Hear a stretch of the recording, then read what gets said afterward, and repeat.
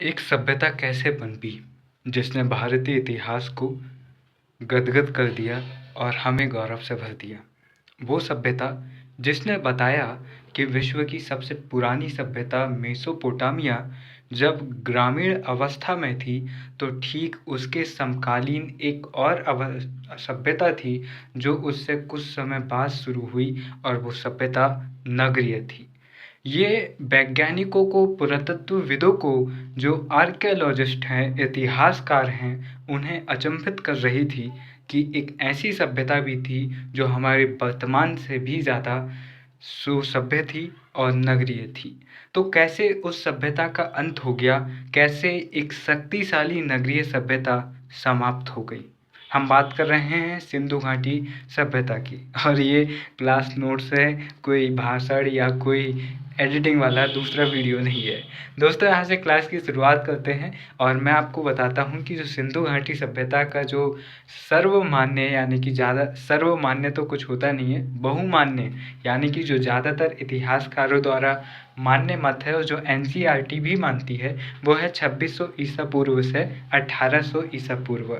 और सिंधु घाटी सभ्यता का जो सबसे अच्छा दौर जो रहा, जहाँ पर वो सबसे ज़्यादा समृद्ध रही, वो दौर था 2200 ईसा पूर्व से लेकर 1800 ईसा पूर्व तक। और हमारे पास में जो जानकारी उपलब्ध है जिससे हमें सिंधु घाटी सभ्यता की जानकारी मिलती है, वे सभी सामग्री, वे सभी पुरातत्व अवशेष हमें 2200 ईसा पूर्व से 1800 ईसा पूर्व के बीच के मिलते हैं। यही कारण है कि हमारे पास 2600 ईसा पूर्व यानी कि उसके शुरुआत की जानकारी भी नहीं है और 1800 ईसा पूर्व है यानी कि उसके पतन की शुरुआत जो 1400 ईसा पूर्व तक चलता है, उसके पतन की जानकारी भी हमारे पास नहीं है। यही कारण है कि ये विश्व की महानतम सभ्यता कैसे जन्मी, ये भी सवालों के घेरे में है और कैसे इसका अंत हुआ, ये भी सवालों के घेरे में है। जो पुरातत्व के आधार पर कहीं ऐसे मिल गए कि 7 तहें मिली हैं हमें कहीं पर खुदाई के दौरान।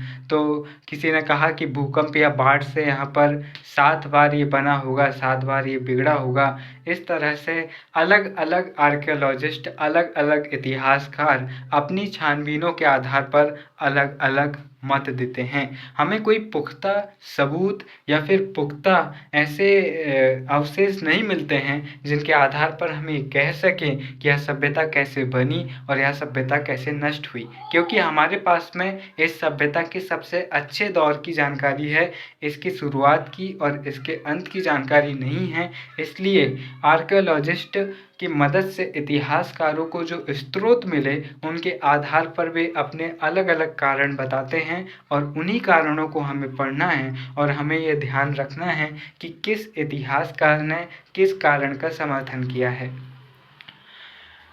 दोस्तों, हड़प्पा सभ्यता के पतन से तात्पर्य सभ्यता का समूल नाश हो जाना नहीं है।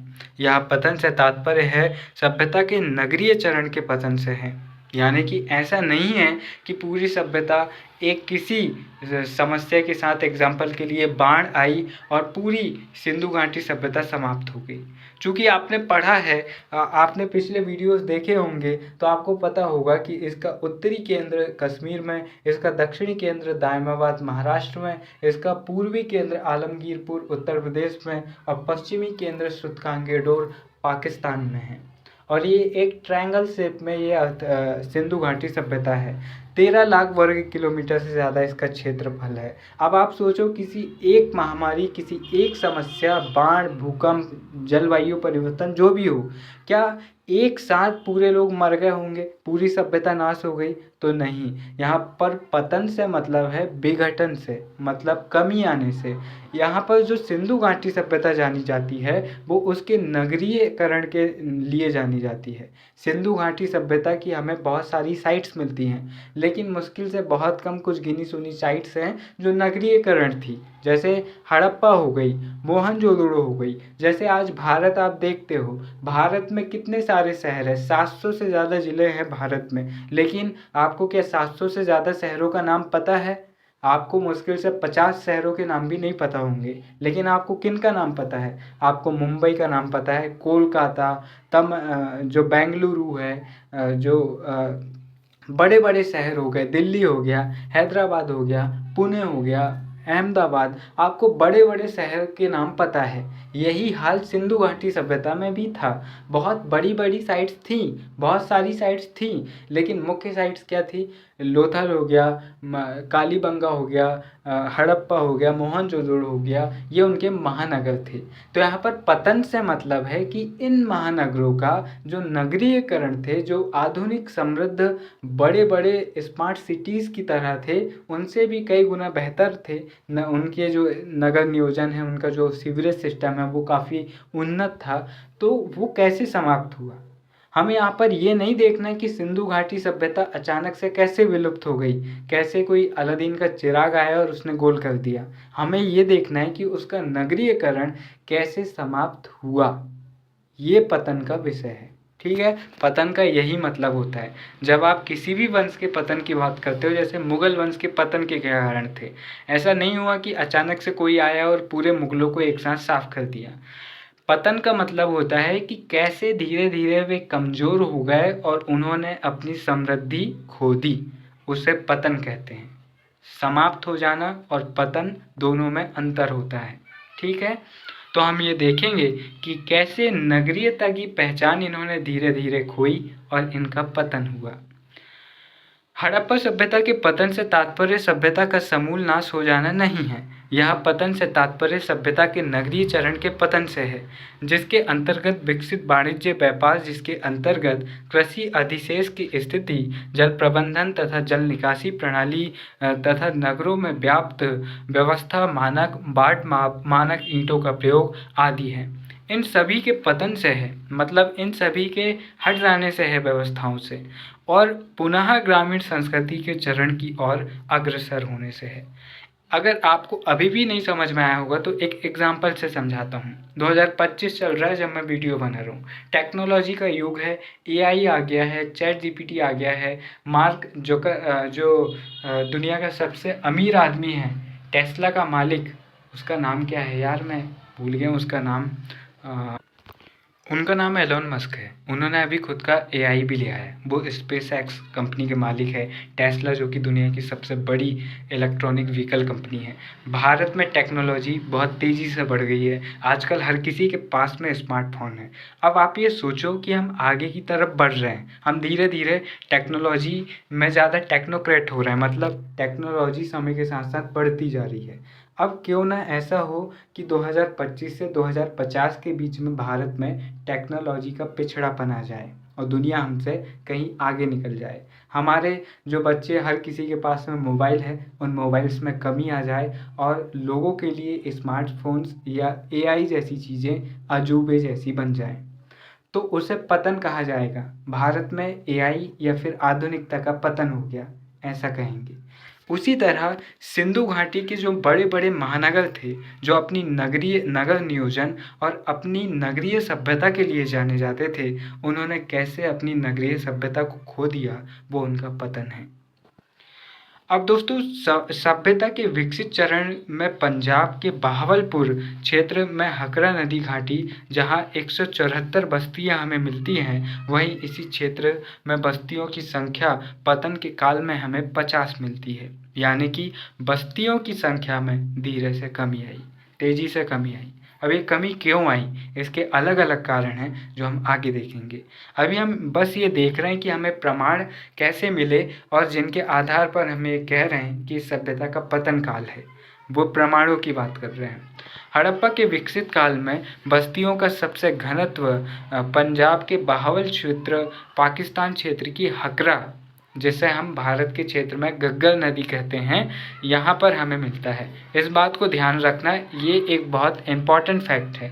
हम देखते हैं कि सिंधु घाटी सभ्यता को सिंधु नदी के नाम से जाना जाता है और इसका एक और नाम है सिंधु सरस्वती सभ्यता। अब हम इसे सिंधु नदी के नाम पर जान रहे हैं, तो हमें यह लगता है कि इसके लगभग सभी नगर सिंधु नदी के किनारे रहे होंगे। लेकिन इंटरेस्टिंग बात है कि इसके ज़्यादातर जो नगर थे जो घनत्व हमें देखने को मिलता है वो घग्गर नदी के किनारे देखने को मिलता है। इसलिए अक्सर गुमराह करने के लिए पूछा जाता है कि सिंधु नदी घाटी सभ्यता में नगरों का घनत्व किस नदी के किनारे सर्वाधिक था। लोग आंख बंद करके इजी सवाल समझकर इसको सिंधु नदी लगा देते हैं, जबकि इसका उत्तर क्या है? घग्गर नदी। घग्गर नदी के किनारे हमें सबसे ज़्यादा नगरों का घनत्व देखने को मिलता है और ये नदी हमें बहावलपुर पाकिस्तान क्षेत्र में हमें नगरों का घनत्व देखने को मिलता है। मोहनजोदड़ो, हड़प्पा एवं बहावलपुर त्रिकोण में बस्तियों की संख्या में हमें कमी देखने को मिलती है। पूर्वी पंजाब, हरियाणा, गंगा यमुना, दोआब, गुजरात के क्षेत्र में बस्तियों की संख्या में हमें वृद्धि देखने को मिलती है। तो अब ये इंटरेस्टिंग बात है कि जो सभ्यता उत्तर पश्चिमी क्षेत्र में पनपी, पाकिस्तान क्षेत्र में पनपी, अब उसका क्षेत्र विस्तार धीरे धीरे उत्तर भारत से पूर्वी भारत की ओर होने लगा है, मध्य पूर्वी भारत की तरफ होने लगा है।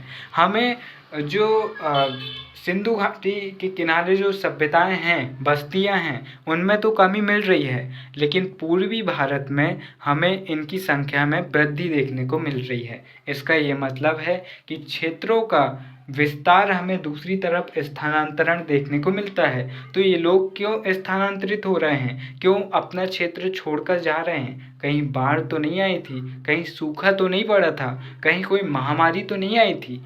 यही कारण है और यहीं पर डाउट है। किसी के पास में कोई पुख्ता रीजन नहीं है कि ये क्यों हो रहा था।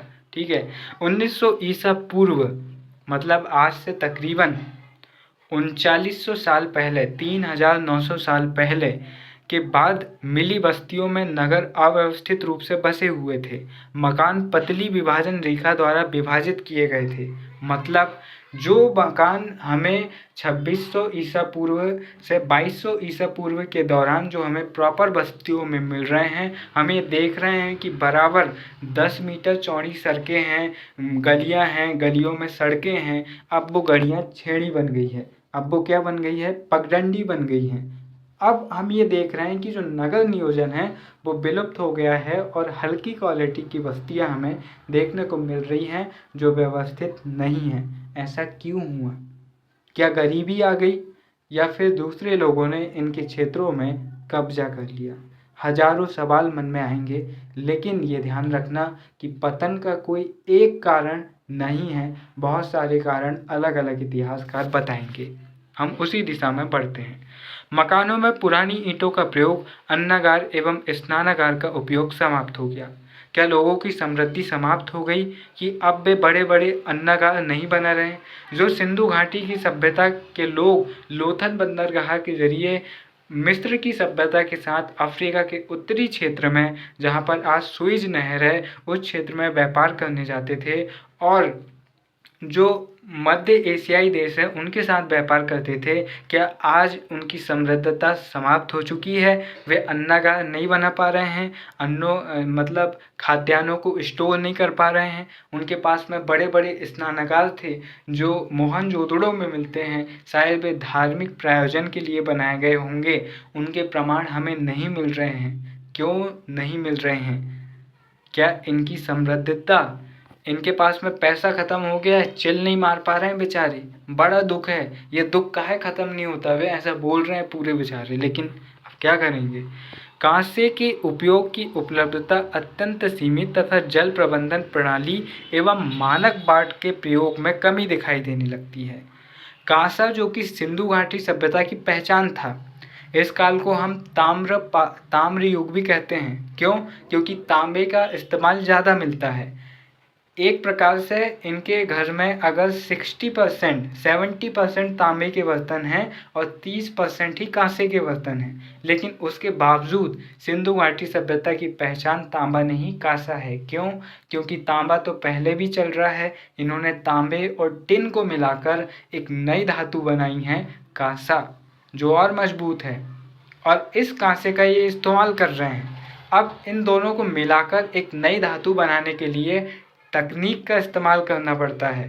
पैसे का इस्तेमाल करना पड़ता है। क्या वो इनके पास में ख़त्म हो चुका है जो ये पैसे का इस्तेमाल नहीं कर रहे हैं? साथ ही जल प्रबंधन प्रणाली, इनकी बाट मार्ग प्रणाली भी हमें अब इस काल के पुरातात्विक स्रोतों में नज़र नहीं आती है। मेसोपोटामिया से प्राप्त अभिलेखों में 1900 ईसा पूर्व के बाद मेलुड़ा, बोले तो सिंधु घाटी शब्द, सिंधु घाटी क्षेत्र के लिए जो शब्द मेसोपोटामिया के लोगों ने प्रयोग किया था वह मेलुड़ा है। इस शब्द का उल्लेख नहीं मिलता है। क्यों? मेसोपोटामिया सभ्यता के लोग 1900 ईसा पूर्व के बाद से इस क्षेत्र के लिए मेलुड़ा शब्द का प्रयोग करना बंद कर देते हैं। क्या उनके व्यापार संबंध खत्म हो चुके हैं? क्योंकि जब तक व्यापार संबंध थे तब तक हम मेलुड़ा शब्द का प्रयोग देखते हैं, जिसका मतलब है सिंधु घाटी सभ्यता क्षेत्र। पतन संबंधी अब विभिन्न मत देखते हैं। अभी तो हमने वो देखा जो पुरातात्विक स्रोतों पर हमें मिला, और उसके आधार पर जिस तरह से हमने अपने मन में प्रश्न खड़े किए हैं, उसी तरह इतिहासकारों के मन में भी प्रश्न खड़े हुए हैं।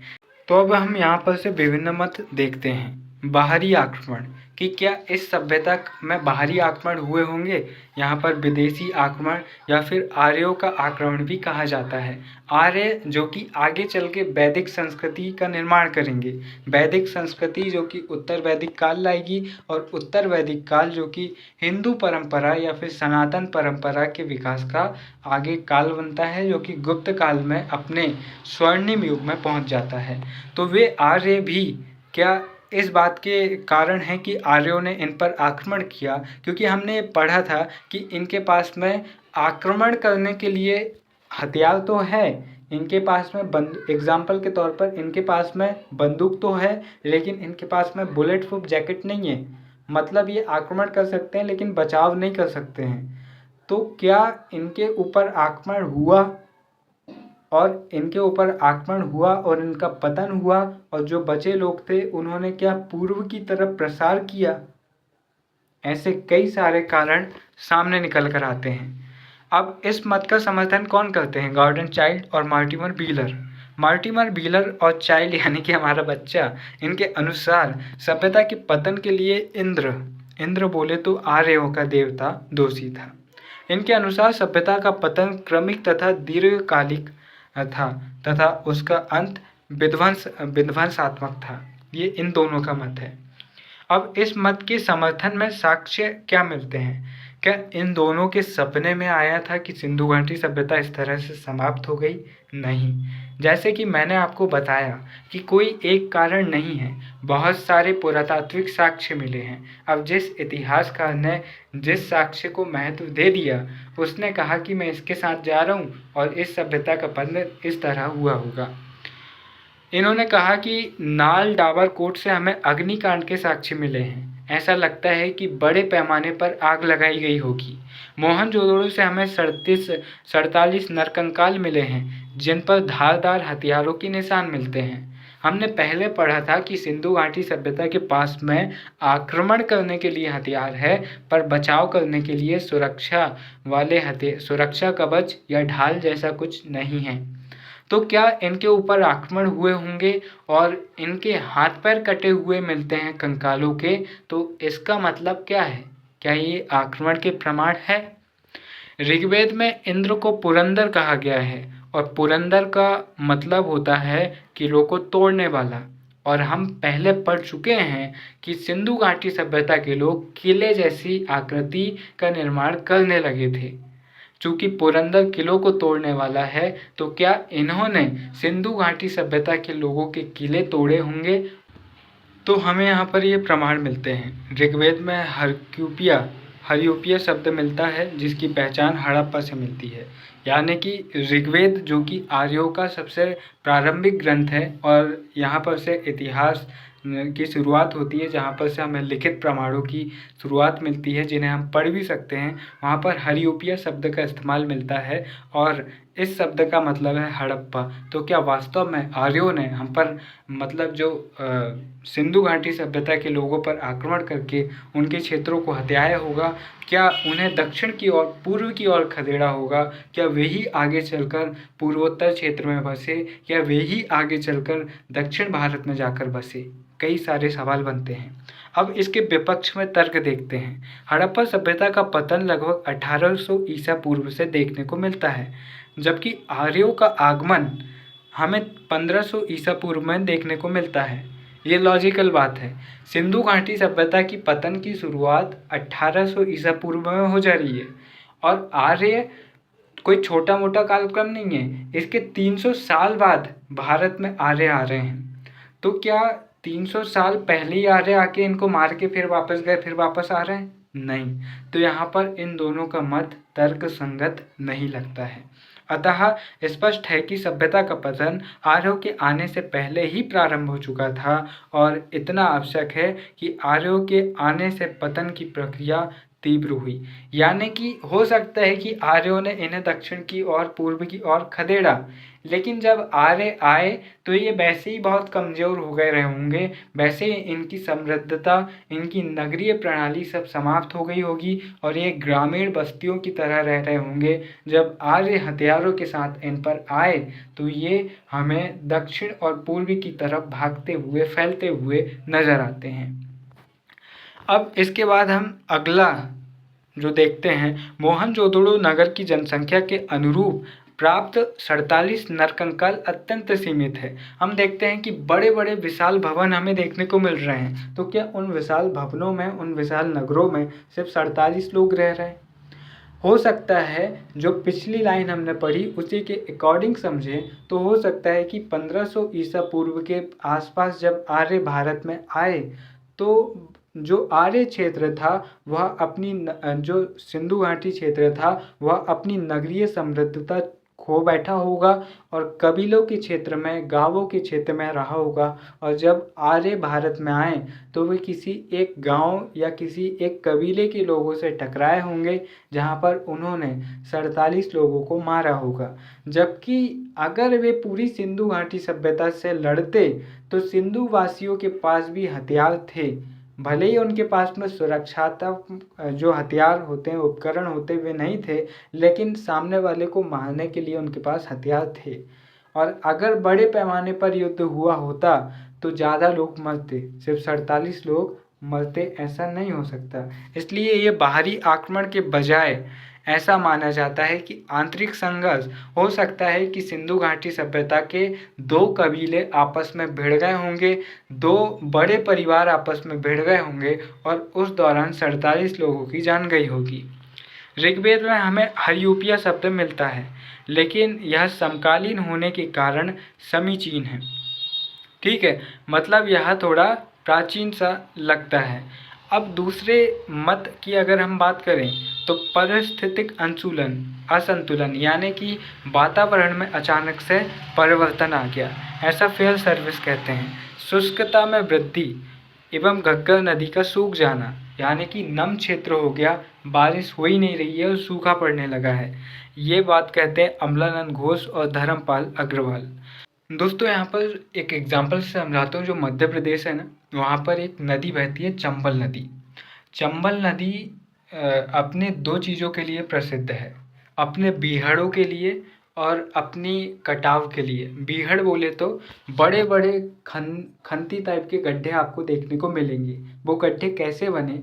ये जो नदी है ये अपना मार्ग बदलते रहती है, मतलब ये कभी थोड़ा टेढ़ा मेढ़ा होके बहेगी या फिर इसका बहाव तेज होता है तो इससे ये मिट्टियों को काट के ले जा लेती है और ये अपना मार्ग बदलते रहती है। चंबल नदी इसका अच्छा एग्जाम्पल है। ठीक है, तो इसी तरह हो सकता है कि इस काल की जो नदी रही होगी, सिंधु नदी हो या फिर सहायक नदियाँ हों, उन्होंने अपना मार्ग बदल लिया होगा जिससे सूखा पड़ा और लोगों को अपना क्षेत्र छोड़ना पड़ा और वे छोड़कर पूर्व की ओर अग्रसर हुए, जिससे उनकी तकनीक, उनकी सभ्यता धीरे धीरे समाप्त होने लगी होगी। एम.एस. बत्स, डेल्स, लैब्रिक, ये सभी सिंधु नदी के मार्ग को बदलना इस सभ्यता के पतन की शुरुआत का कारण बताते हैं। लैब्रिक लैवरिक के अनुसार सिंधु नदी ने मार्ग परिवर्तन कर लिया होगा और इससे मोहनजोदड़ो जैसे एक प्रमुख नगर का पतन हो गया, जिसके कारण इस सभ्यता की समृद्धता में हमें कमी देखने को मिलती है।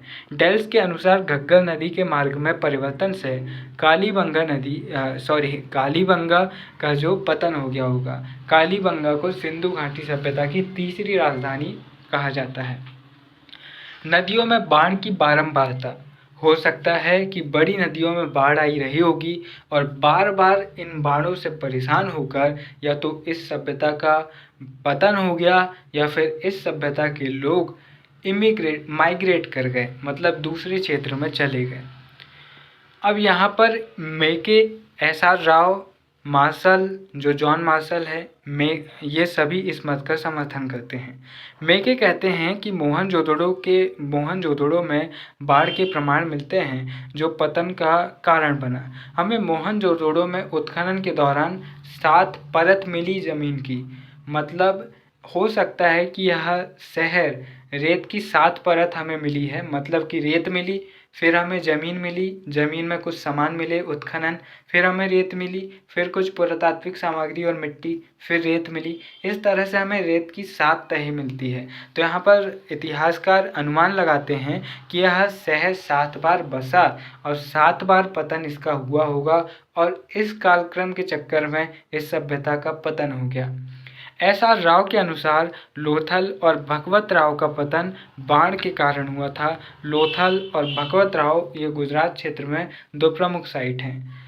एक विशेष प्रकार का जल प्लावन, एम.आर. साहनी, आर.एल. राइक्स इस बात को कहते हैं और वे बताते हैं कि भूकंप अथवा सुनामी से अचानक बाढ़ आई होगी, अचानक सुनामी आई होगी और जिससे समुद्र के किनारे जो बड़े बड़े महानगर थे, नदियों के किनारे जो बड़े बड़े महानगर थे, उनका विनाश हो गया।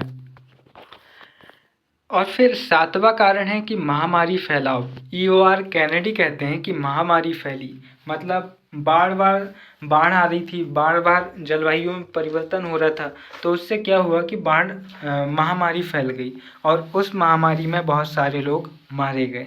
फिर यहाँ पर प्रशासनिक शिथिलता, जो उनकी व्यवस्थाएं थी, जॉन मार्शल कहते हैं कि उनकी व्यवस्थाएं कमज़ोर हो गई थी, जिसके कारण उनका पतन हो गया। जलवायु परिवर्तन, जलवायु में अचानक से परिवर्तन आ गया, जिसके कारण जैसे ठंड का मौसम बदल जाना या फिर बहुत तेज़ ठंड पड़ जाना, बहुत तेज़ गर्मी पड़ जाना, ऐसे जलवायु परिवर्तन से भी उनका पतन हुआ होगा, ऐसा इतिहासकार मानते हैं।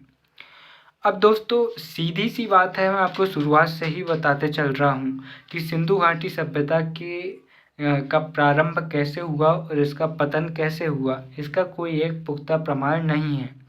इसलिए अलग अलग इतिहासकार अलग अलग स्रोतों के हिसाब से अपनी कहानी बताते हैं और उन कहानियों में जिन्हें विश्वास हो जाता है वे उनके मत के साथ चले जाते हैं। लेकिन बहुमान्य मत क्या है? हड़प्पा सभ्यता एक बड़े क्षेत्र में फैली थी। मैं आपको हर वीडियो में बता रहा हूँ कि 13 लाख वर्ग किलोमीटर आज के मध्य प्रदेश से 4 गुना बड़ा इसका एरिया था। ठीक है ना। मध्य प्रदेश का क्षेत्रफल 3,08,252 है, कहीं पर 245 है। तो 3 लाख मतलब 4 गुना बड़ा है मध्य प्रदेश से, आज के पाकिस्तान के बराबर। तो उतना बड़ा एरिया किसी एक कारण से कैसे समाप्त हो सकता है? हो सकता है कि सिंधु घाटी सभ्यता जो मोहनजोदड़ो है वो नदी के किनारे है। हो सकता है कि मोहनजोदड़ो बाढ़ से बह गया, लेकिन उन क्षेत्रों का क्या जो दायमाबाद महाराष्ट्र में हैं, जो कश्मीर में हैं, उन क्षेत्रों का क्या जो राजस्थान और गुजरात में है, जहाँ सिंधु नदी है ही नहीं है? उन क्षेत्रों का क्या जो उत्तर प्रदेश में है? तो हम ये नहीं कह सकते कि किसी एक रीजन से पूरी सभ्यता का विनाश हो गया। अलग अलग क्षेत्र थे। हड़प्पा सभ्यता एक बड़े क्षेत्र में थी जिसकी भौगोलिक परिस्थितियां भी अलग अलग थी। उपयुक्त में से कोई एक कारण संपूर्ण सभ्यता के पतन के लिए जिम्मेदार नहीं हो सकता। हम ये कह सकते हैं कि अलग अलग स्थलों के लिए अलग अलग कारण जिम्मेदार हैं। इस बात को इस तरह से समझा जा सकता है कि हो सकता है कि मोहनजोदड़ो का पतन जो हुआ होगा बाढ़ के कारण, हो सकता है कि जो लोथल है उसका पतन सुनामी के कारण हुआ होगा, किसी साइट का पतन किसी एक स्थल का पतन भूकंप के कारण हुआ होगा, किसी एक स्थल का पतन बाढ़ अन्य दूसरी घटनाओं के कारण, जलवायु परिवर्तन या फिर महामारी के कारण हुआ होगा, या फिर नदियों के मार्ग बदल जाने के कारण हुआ होगा। तो ये जो रीज़न ये इतिहासकार बता रहे हैं, ये पूरी सभ्यता का नहीं मान सकते, लेकिन किसी एक क्षेत्र का मान सकते हैं। तो हो सकता है कि इस तरह अलग अलग घटनाओं में सिंधु घाटी सभ्यता के बड़े बड़े शहर समाप्त हो गए। जो छोटे छोटे कबीले बचे रहे होंगे, वे इन खतरों के कारण मध्य पूर्व भारत की तरफ बढ़े, और इनका प्रसार हम पंजाब के क्षेत्रों में, राजस्थान और उत्तर प्रदेश के क्षेत्रों में इनका प्रसार देख रहे हैं। और फिर बाद में 1500 ईसा पूर्व के समय पर जब आर्य आए, तो उन्होंने पूरी तरह से इनका कल्याण कर दिया, और फिर हम आर्य सभ्यता देखने को मिलती है। तो दोस्तों, इस तरह से हमने आज समझने का प्रयास किया सिंधु घाटी सभ्यता का पतन। चूँकि मैं सुबह से काफ़ी पढ़ रहा हूँ और शाम के समय में इस वीडियो को बना रहा हूँ, तो मेरी एनर्जी लेवल काफ़ी डाउन है, इसलिए ये वीडियो आपको थोड़ा अगर ऐसे ही लगा होगा तो सॉरी कह सकता हूँ। और अगर आपको कोई एडवाइस देनी हो कि मैं अपनी वीडियोस क्वालिटी में कैसे इम्प्रूव कर सकता हूँ, अगर आपको कोई सवाल पूछना हो तो आप ज़रूर कमेंट बॉक्स में पूछ सकते हैं। टेलीग्राम की लिंक चैनल डिस्क्रिप्शन पर है, बहुत अच्छे अच्छे वीडियोस की लिंक भी डिस्क्रिप्शन पर है। आप डिस्क्रिप्शन में जाकर पढ़ना, आपको चीज़ें समझ में आ जाएंगी। वीडियो के अंत में बस इतना ही कहना चाहूँगा, सफलता आपके द्वारा सोचे गए विचार का अंतिम परिणाम है। आप जो विचार करते हैं और जब आप उस विचार को पूरी तरह से कामयाब कर लेते हैं अपनी मेहनत के ज़रिए, तो वह विचार जब सफल हो जाता है तो वह सफलता कहलाता है। हमने और आपने भी एक विचार किया है यूजीसी नेट जीआरएफ को क्वालिफाई करने का। अब ये विचार, ये सपना हकीकत तब बनेगा जब मैं और आप मिलकर कड़ी मेहनत करेंगे, जब हम प्रॉपर रिवीजन करेंगे, जब हम कंटिन्यूसली नॉलेज लेंगे, मतलब हम निरंतरता के साथ, कंसिस्टेंसी के साथ हम पढ़ाई करेंगे, जब हम रिवीजन करेंगे, जब हम प्रॉपर टेस्ट सीरीज़ लगाएंगे, टेस्ट देंगे, क्लासेस देखेंगे, बिना गैप करे पढ़ाई करेंगे और लगातार एक समय सीमा तक पढ़ते रहेंगे, तो हम ज़रूर सफल हो जाएंगे। इसलिए हमारा सपना अच्छे से पूरा होगा और ज़रूर पूरा होगा। मैं तो मेहनत कर रहा हूँ, मुझे उम्मीद है कि आप भी मेहनत कर रहे होंगे। आप मुझे इंस्पायर कीजिए, मैं आपको इंस्पायर करूँगा, और हम ऐसे ही आगे बढ़ेंगे। फिर मिलेंगे किसी और वीडियो में, तब तक के लिए नमस्कार, जय हिंद।